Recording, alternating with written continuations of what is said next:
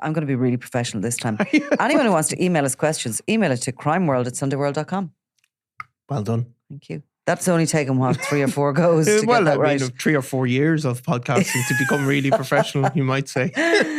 Now, just wanted to start off by saying to you that I have been listening to The Rest is Politics US quite religiously. Yeah.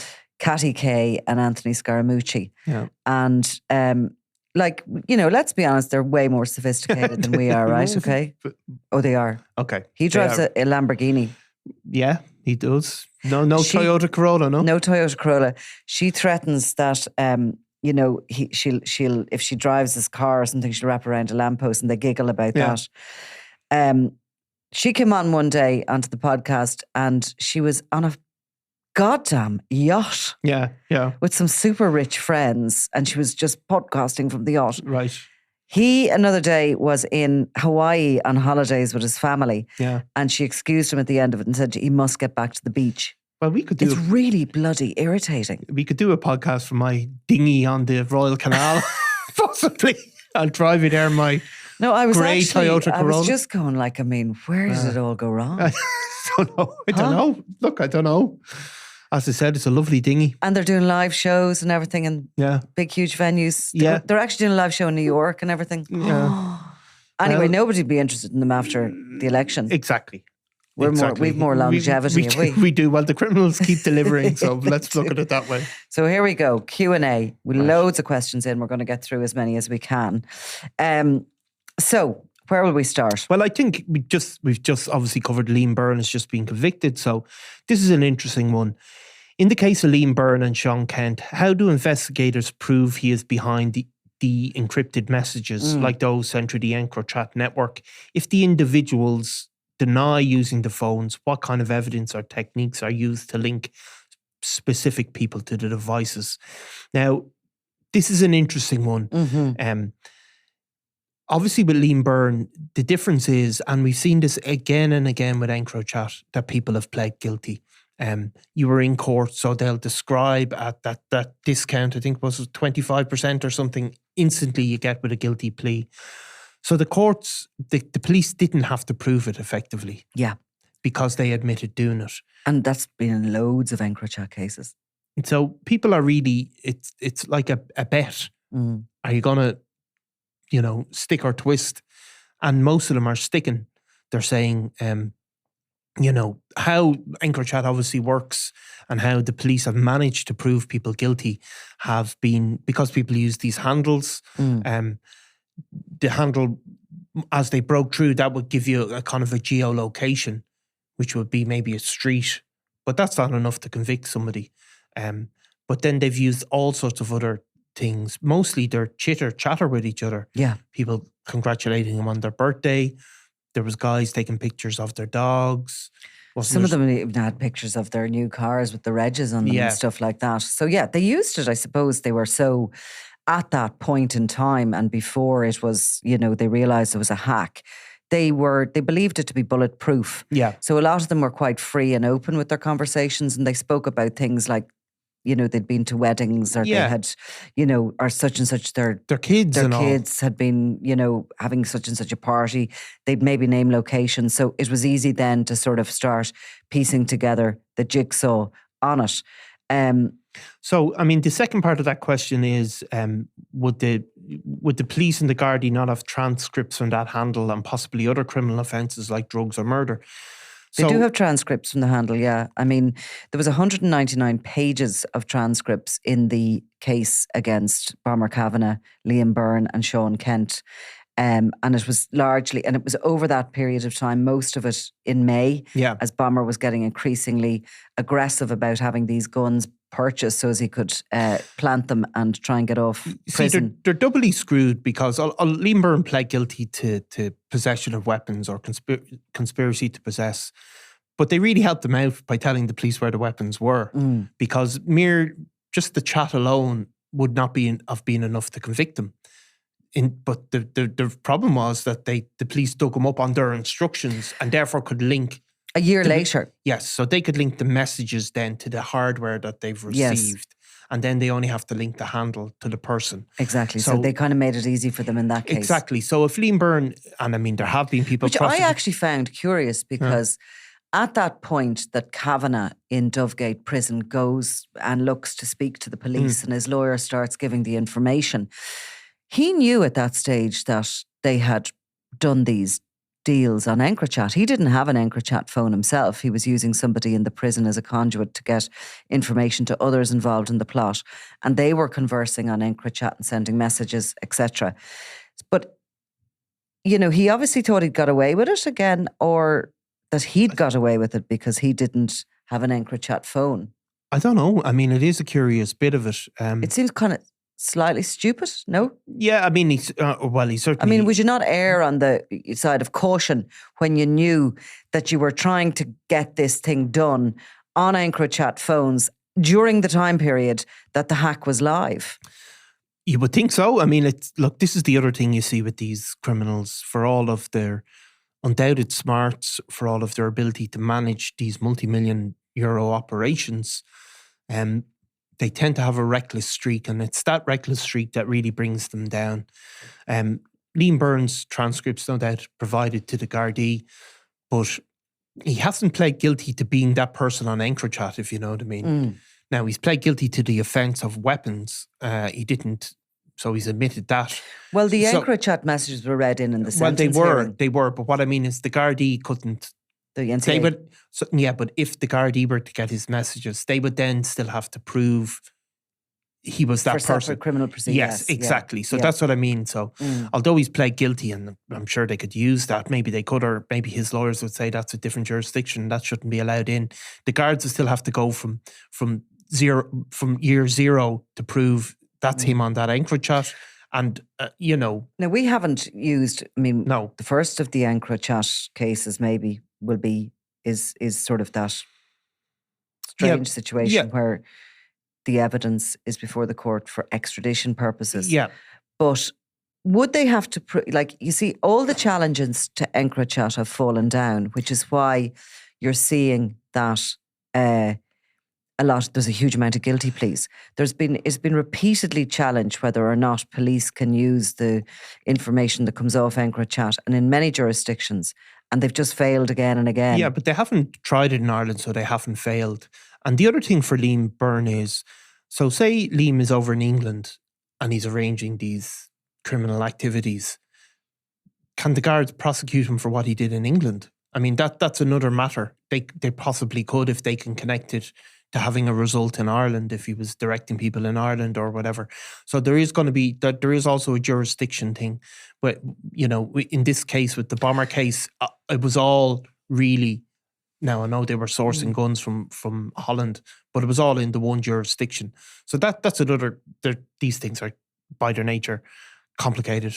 In other words, are you wondering, could there be a possibility that there's more for Liam Byrne here? Could he be charged in this jurisdiction with directing a criminal organisation, which he's already been named as being the head of in the High Court? Yeah, I mean, proceedings, the Byrne Organised Crime Group. But I would imagine if that was to be the case, that would have to be for what he did in Ireland, as opposed to... Well, would it? Well, it would, you because... You can direct from abroad. You can direct, but you have to be directing people in Ireland, if you know what I mean. So he couldn't be prosecuted. Well, the guns were, from what came out in the court case, you know, they did try and get the guns in a number of different jurisdictions and places in Manchester and Liverpool, and then it appears that the guns were got in Ireland. Certainly a portion of them. They were transported to Newry. Buried there. It's a complex case. It is a complex case. So the jurisdictions are going to be... I mean, I don't know if you've seen what's happening with the Sky ECC hack. There is a case coming before the courts in the Netherlands, a challenge against that. And what has been said now in court by the Americans is that they had an agent selling the phones.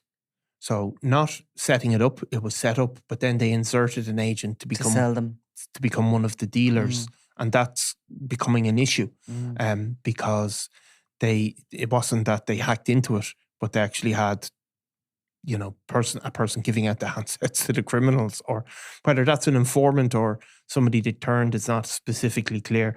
So look, there may yet be challenges, and Ireland, of course, is totally virgin territory for any of these challenges, because people haven't come before the courts to challenges yet. In actual fact, it brings us on to the next question, which is about Robbie Lawlor. Can you tell us about Robbie Lawlor's girlfriend? Yeah. And actually, yes, because of course we ran actually a bit of an extract on the podcast from the book the other day, Web of Betrayal. But actually, this is interesting because Robbie Lawlor, of course, is murdered as That Hack is live 4 days into it. Yeah. And Robbie Lawlor was at the time and believed to be in a relationship with a sort of a businesswoman who was working, say, as a legal administrator. She had been approached by Gardaí at one point because she was, they thought maybe he was threatening her or something because he was sort of leaving flowers in her car. And then they soon realised that maybe there was more to it, and they seemed to have a close friendship relationship. This individual was sent a letter in the aftermath of Robbie Lawlor's death in which she was basically told that her home was being watched because people were trying to kill Robbie Lawlor for a number of months before he actually was killed. That was quite an extraordinary story. You don't expect people from the legitimate world, shall we say, to mix with somebody as dangerous as Robbie Lawlor. Of course, relationships go on all the time between criminals and non-criminals and whatever, but Robbie Lawlor was just so dangerous, so volatile, so hot-headed, and the relationship seems to have survived through his increasing chaotic lifestyle into the time when he murders Cian Mulready Woods and in the aftermath of it. I mean, at the time, we wrote about this woman and we had communication through another person, let's put it that way, who knew her, and she was sort of angry, but also not just about being in the paper, but also very specifically saying she didn't believe he killed Cian Mulready Woods. That was all made up, and it's all the guards doesn't like him and he's not a bad guy type of thing. I mean, the fact is that when we heard some of those cases come to fruition regarding Cian Mulready Woods, like he was effectively caught on camera, killing the guy, not but certainly caught in at the scene, like visibly on CCT, if I remember correctly, as well as his close associates. As he was being delivered to him, essentially. Yes. So, I mean, maybe she was utterly delusional. Yeah. I mean, Robbie Lawlor, for all that he was one of those extraordinarily violent and erratic people, he was always said to be quite charming, and as these guys can be, and into his fitness and charity work, I think we talked about before in Palestine. Yeah, he was definitely an intriguing character, and undoubtedly a lot of criminals can be very convincing. Plausible manner is a part of it. And they can be very charming. Yeah. And, he obviously wasn't a criminal mastermind, Lawlor. No. He was violent. Yeah. He was scary. He was the type of guy that was totally unpredictable. Yeah. But usually, people who have made their way up criminal organizations have a way of being quite convincing, charming, and, adamant that they are being targeted rather than doing anything wrong. I mean, I remember doing a story with the wife of a guy, I won't go into his name actually, but he was done in a very major high-profile drugs case, and she rang up, this is when I worked in another paper, and she was pregnant, and I did an interview whether my husband is innocent, he's just been picked on because of this and that. And looking back on it, I think she fully believed it. Yeah. But I mean, he was absolutely up to his neck in it. Yeah, and ultimately would even admit to being up in his neck in it. And because even he pled the conviction guilty. didn't... Well, I don't know, because she wouldn't answer her phone then, and when he pled guilty and admitted to his crime. You see, when some people plead guilty, they'll convince people that they were goose, they were going to be sent away for longer. Oh, they had look, to it's plead amazing. guilty. It's amazing. Yeah. I mean, the amount of sex offenders that we've confronted, and they eventually say, well, I didn't actually do it. I just pled guilty because I didn't want to get the longer sentence. And it's just outrageous. I mean, it's just... So there are always people to believe my poor old Robbie is being stitched up. Yeah. But I don't think it was the fullness of time as a credible position. And how did he become so feared? Well, he became so feared because of all that we've just talked about, because he was volatile, because he was unpredictable, because if he took it in his head that he was going to kill you, he'd probably go home, get a gun and come back and do it. Yeah. And he never sort of, calmed down or, No, and as a young man, he killed people. I mean, he killed people that he knew. He killed people for money. He was absolutely ruthless. And I think he had that reputation, which very few of these guys do at a very early age, in their very early 20s. But there's always a few of them that pop up. These people that have big names on the streets. And Robbie Lawlor was gangland famous at a very, very early age, far more before he really started appearing in the papers. Okay. Do you ever think the killers of Anthony Campbell will be charged? I think it's a difficult case. I wouldn't say they'll never be charged or that I think that in any way at all. I think the passage of time is both a good thing in this case, because obviously that murder was carried out by, maybe directed by Eamon Dunn, or certainly he was a key figure in it, who's now dead. Is he, nearly 15 years. So his reign of terror is long ended, and that may make witnesses speak. We've seen in some of these cases that come to trial, one person may pull the trigger, but behind it there's 10 people that will have intimate knowledge of it. So I think there's still hope, but obviously the passage of time makes any chance of CCTV, that sort of stuff, is not going to be there. Other than, is it possible that at that time Marlow Highland was under surveillance? It is possible. I mean, and that's certainly something we discussed before. And could there be something held within the state that would be releasable now or whatever? There could be, and there will be files that haven't been shared. I mean, history will show you that. But it's certainly... Anyway, look, it's for his mother. I hope that the case will proceed into a full cold case review, and that every effort will be made to convict, anybody who carried that out. Here's one for you. Yeah. It's from a bloke. A bloke called right. Derek. Right? Okay. Is Niall really Nicola's boss? Well, do you want to just take a minute? No, I'm not going to take a minute. I'm going to describe. So you've just come back from if you remember the Treasury sanctions, right? Yeah. You had that flow chart. You had Daniel Kinahan at the top. Yeah. Then there was a line to sort of underlings, Bernard Clancy, another line to some sort of other mindless little underlings, Sean McGovern or whatever. Yeah. That's me at the top. Yeah. That's the line. And I'm going down to my little... Your underlings. Right, little... barely worth mentioning underlings. Yeah. Am I your boss, Nicola? So do you believe that? Well, is it a matter of belief? If we're in the special criminal court, is it just a belief evidence that I'm your boss? Or is there a fact that I am your boss? Does anyone think that I have a boss? Well, I think I would accept that nobody thinks I'm your boss, particularly you. Right, so that's a different type of evidence. It's a good question, though. However, Derek, the facts of the case are different. I am in theory your boss. I am in practice in the hierarchical structures. Now, this is. We're going to read this one out. What? Which one is this?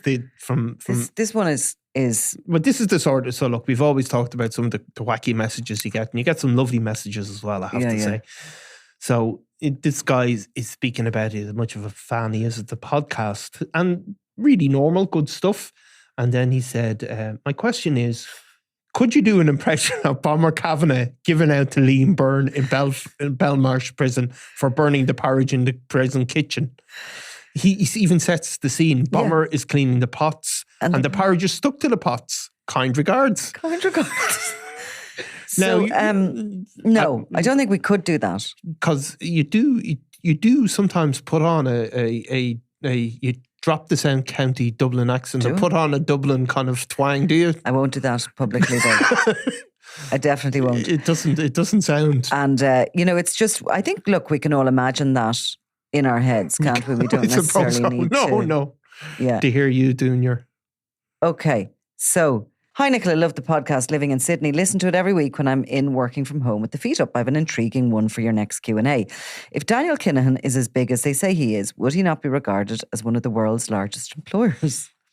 Well, I mean, so I suppose you're talking about a company of a turnover of...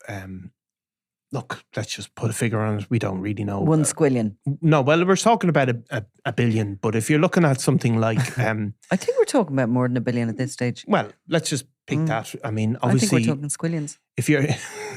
If you're looking at Apple, for example, is worth trillions. So what you have in organised crime is the Kinahans were a rarity in Irish gangland history, because they actually did have an almost corporate structure where they had people on the being paid a wage, a salary, and they had specialised in this, people in specialist areas. I mean, very few criminal organisations in Ireland get rich enough or strong enough to do that. But while there's a massive turnover, it's all focused on, it's not run for the most part as a corporation where you have employees. I mean, most of drug dealing in this country and in other countries is done on tick. So, there might be a guy... What you're saying is none of the money is going into the legitimate economy, so it can't be recognised as an employer. No, and also it's done on this credit basis. I mean, it's incredible when you think about it. Like if drug trafficking didn't allow people to develop debt, it wouldn't exist, because it's all run on notional money, if you know what I mean. So the drugs get sent down. Yeah, because it was all like on... If you had to pay in advance, sure, all the world's economy would flood into it, surely. Exactly. So if you had to pay in advance, if drug dealers had to buy an ounce of cocaine to sell it, so Daniel Kinahan doesn't have employees, and he definitely doesn't do VHI or anything like that, I don't think. I've just seen one other one, and then you can go. Go on. Do you have any information about the Kinahans being involved in the Jay Slater case? No. Jay Slater. I mean, the amount of sort of commentary online in relation to all that was just phenomenal, wasn't it? It was. I mean, and no, Kinahans... No, they don't. Well, I remember, of course, the interview with Daniel Kinahan where he says, I get blamed for everything. Yeah. And, that was one of his things. I'm getting blamed for drugs in Africa and everything. But we're definitely not blaming him for the tragic death of Jay Slater, it has to be said. There should be one there asking, can I multitask? Well, you definitely can't You've lost me there now when I'm trying to read. Well, I'll do this one. Yeah. What's the crack with Christy Jr.? You always hear about his brother and father, but not him. And as we just talked about the flow charts, Christy Jr. always gets put right up the top. But he never... I think he might be just a boring guy. Is he? A lot of people have sort of said he has this sort of very quiet personality, but it's not terribly deep. And he doesn't seem to be as ambitious, perhaps, as his brother. Although he's never left his side, and they have always together, travelled into that world and beyond.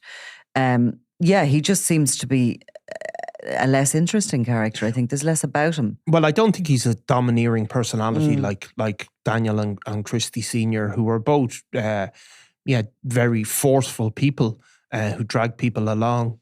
In criminal structures, and it happens across the world, like family ties are hugely important. If you're Christy Kinahan Sr., I mean, who can you rely on?